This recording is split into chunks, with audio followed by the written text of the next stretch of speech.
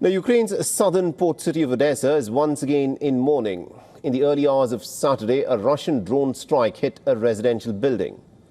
The authorities say that at least about 2 people were killed and 4 others were injured. The victims include a couple whose bodies were found inside their destroyed apartment. The Odessa attack is in fact part of a broader escalation, and both Russia and Ukraine are now reporting some fresh developments on the battlefield.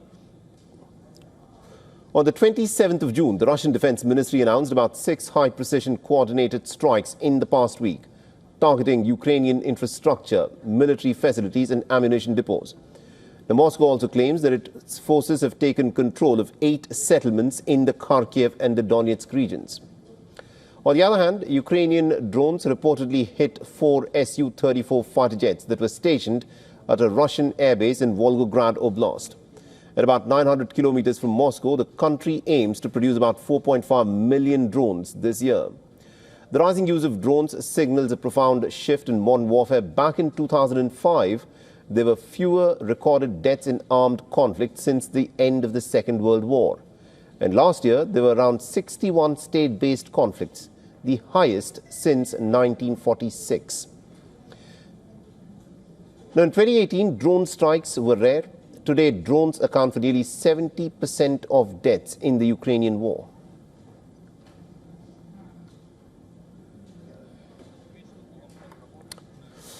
All right, now joining us in the broadcast, we've got Dr. Sergei Sumleny, who's a defense expert and also a director at the United Unmanned Systems, a Ukrainian-German drone producer.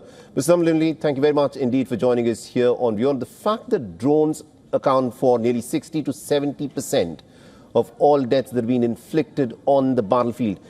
Why do you think this is happening, and why is there so much reliance on drones in fighting modern wars?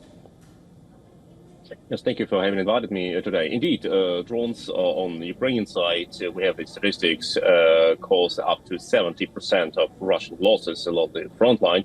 And that looks to be like the most efficient Ukrainian weapon which Ukraine has now.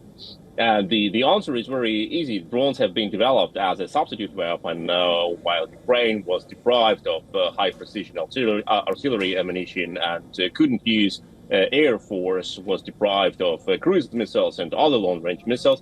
So Ukraine had to jump into the niche which was opened to ad hoc and workhouse-like production.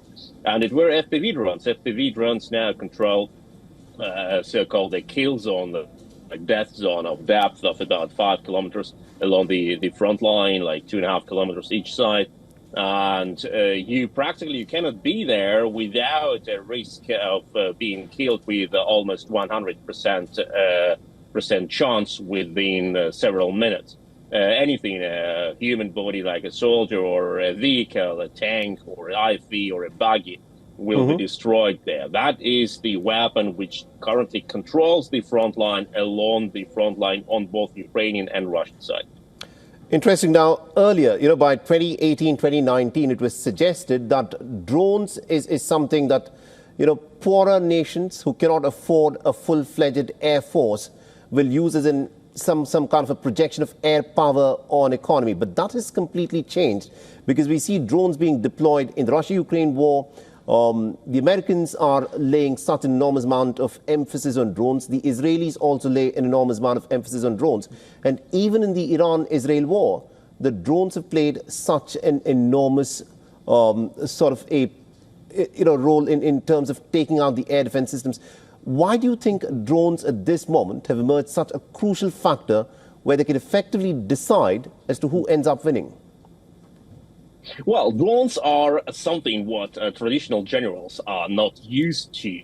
And exactly as generals in World War I said that machine guns and assault rifles are not something that soldier needs. Like soldier needs a classic rifle because you can march so good with a rifle because it's traditional, it's solid. Exactly as generals now and admirals now, they want to have a big fat naval vessel where they can make wonderful photos in front of.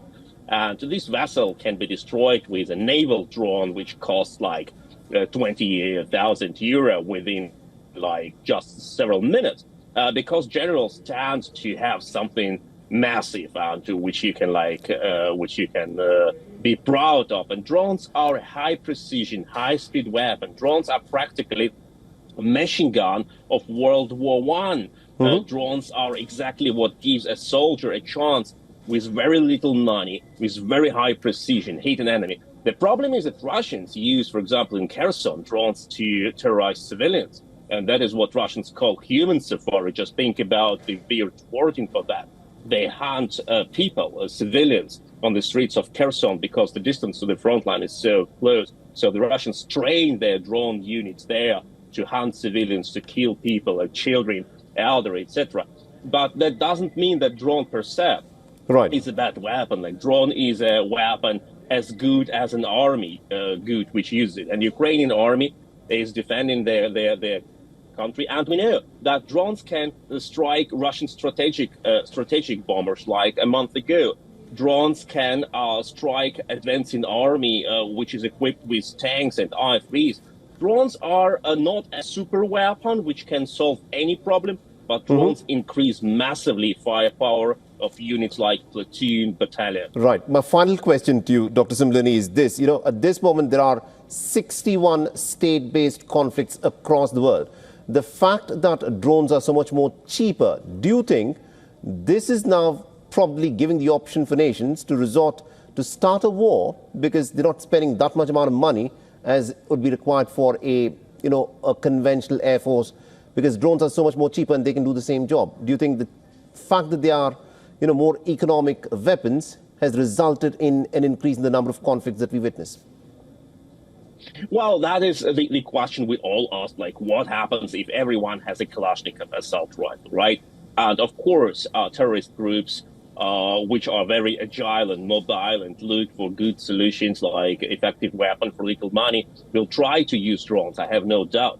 It's not the problem that the terrorists will try to use it. They use now all types of weapons, standard armies have. The problem is, will the armies of the democracies train their soldiers for combat with natural and integral usage of drones as a part of warfare, not as separate, not as some exotic type of weapon, but exactly as standard as assault rifle, as machine gun, as anti-tank grenade launcher, etc.